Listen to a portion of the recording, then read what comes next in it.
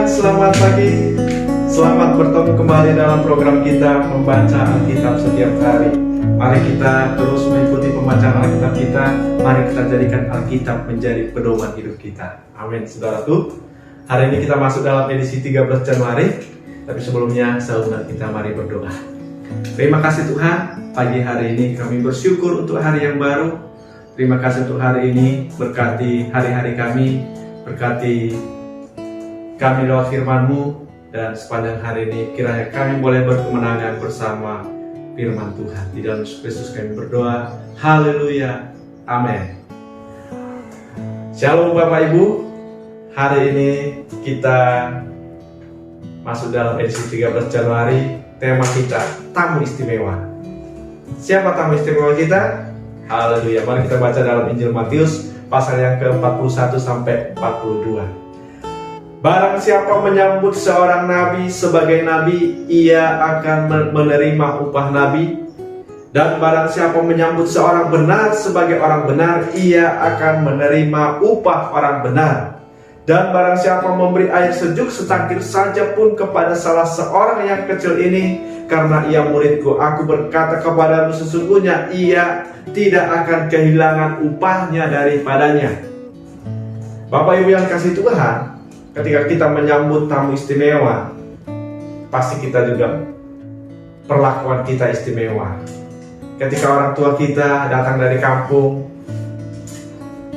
tinggal bersama dengan kita, pasti juga kita menyambut dengan cara yang istimewa. Bapak Ibu yang dikasih Tuhan, Alkitab ini mengatakan menyambut seorang nabi. Apa itu menyambut seorang nabi? Menyambut seorang hamba Tuhan adalah kita memperlakukan hamba Tuhan itu dengan baik. Kita menerima firman Tuhan yang disampaikan dengan baik. Inilah yang dikatakan menyambut seorang nabi. Kita menerima firman yang disampaikan hamba Tuhan dengan baik. Apa dikatakan saudara? Kita akan menerima upah nabi. Apa itu upah nabi saudara? Di dalam 1 Raja-Raja pasal yang ke-17 ada di sana kisah seorang nabi Elia dan juga seorang janda di Sarpat. Pada saat itu adalah masa-masa sulit. Nabi Elia dia bertamu kepada seorang janda. Dan janda ini pun dalam kesulitan. Dan mereka hanya punya makanan untuk hari itu saja. Dan setelah hari itu dia tidak punya harapan lagi. Besok dia sudah mempersiapkan diri untuk kematiannya. Tapi saudara, seorang nabi ini berkata kepada janda itu, tolong sediakan aku makanan hari ini. Dan seorang janda ini juga mengatakan, kami hanya ada ini dan saya akan sediakan dan kami akan mati. Tetapi saudara, janda ini tidak menolak permintaan seorang nabi itu, saudara. Ketika seorang nabi ini menyampaikan kepada janda di Sarpat ini, sediakan makanan bagiku, dia menganggap itu sebagai perkataan Tuhan dan dia menyambut sebagai nabi. Dan kita melihat saudara, ada pemeliharaan Tuhan di tengah kesulitan yang dia alami. Janda Sarpat ini bukan kekurangan, tetapi malah kelimpahan. Karena apa saudara? Dia mendapatkan upah nabi. Amin saudaraku. Dia punya kehidupan yang berlimpah. Bahkan saudara, ada kehidupan kembali ketika anaknya mati dan dihidupkan kembali. Anak satu-satunya meninggal waktu itu saudara. Tetapi dia mendapatkan upah nabi, ada kehidupan kembali. Saudara yang dikasihi Tuhan, barang siapa menyambut seorang benar sebagai orang benar, juga akan mendapatkan upah orang benar. Apa itu saudara upah orang benar? Mazmur 1 ayat yang ketiga dikatakan, ia seperti pohon yang ditanam di tepi aliran air, yang menghasilkan buah pada musimnya dan tidak layu daunnya. Apa saja yang diperbuatnya berhasil. Apa saja yang diperbuatnya berhasil. Inilah upah orang benar. Jadi saudaraku, mari sambut nabi, ini tak hamba Tuhan, ini menjadi tamu istimewa kita. Ketika ada seorang hamba Tuhan ingin bertamu ke rumah kita, mari sambut dengan istimewa. Amin, saudaraku.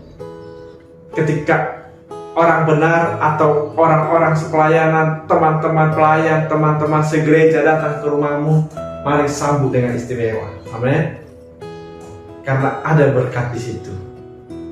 Juga dikatakan, saudara, barang siapa memberi air sejuk secangkir saja pun kepada salah seorang kecil ini karena ia muridku, aku berkata kepadamu, sesungguhnya ia tidak akan kehilangan upahnya daripadanya. Air secangkir itu tidak begitu bernilai. Tapi ketika air secangkir itu kita berikan kepada orang yang membutuhkan, maka itu akan memuaskan dahaganya, saudara. Sampai itu orang kecil, saudara, yaitu orang-orang di sekitar kita, orang-orang yang tidak diperhitungkan mungkin, saudara ya. Orang-orang yang kecil, ketika kita mau memberikan sesuatu kepadanya, saudara, mungkin dia juga tidak bisa membalasnya. Dia tidak mampu untuk membalasnya.